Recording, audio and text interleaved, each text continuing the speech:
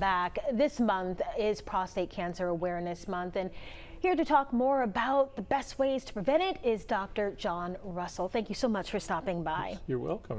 We were just talking about the importance of making sure that you get those screenings, but first a quick overview as to what prostate cancer is and who's at risk. So basically any male, especially over age 50, would be at risk to develop a prostate cancer. There have been some publications that have claimed that all of us as men are going to have prostate cancer sometime in our life, but actually if you look at American Cancer Society statistics, it's about 1 in 8. Wow.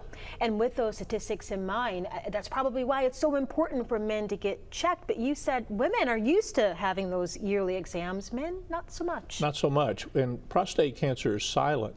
And when it does rear its head, most of the time the complaints have to be very commonly associated with benign enlargement of the gland, so slow urination, painful urination, passing of blood. Those sorts of things are relatively uncommon until very late in the disease.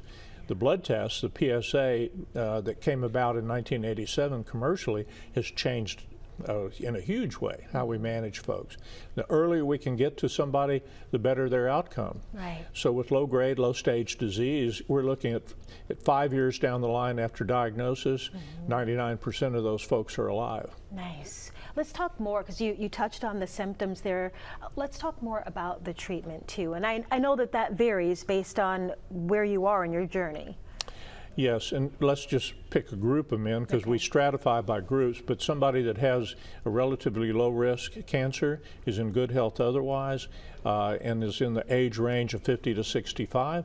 They can be offered what's called robotic prostatectomy, very rapid recovery after that. We're seeing a length of stay in the hospital a day to a day and a half, where it used to be much longer. So that's a good way to go. Some men do not want surgery. So we have radiation, external beam, we have seed implants of the prostate, we have different isotopes that we can use. We have a term called ultrafractionation. Many times men who especially live far away, they can't come every day for treatment. And we've shortened the overall length of time of treatment to 5 weeks.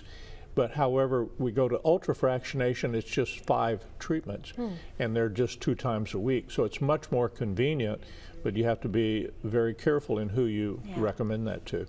And before we run out of time, September 23rd, that's a very important date. That's our prostate screening that will be held at Mobile Infirmary, at North Baldwin Infirmary, and at Thomas Hospital. So when we look at the first 100 men that show up, they'll get a free screening blood test. So that's really what the screening is all about. All right. Thank you, Dr. Russell, for stopping by. You're welcome. And we'll be sure to have this interview posted for you on our website and on our YouTube channel. That way you can share it with someone you know. Make sure you subscribe to our YouTube channel. That way you never miss when a story has been posted.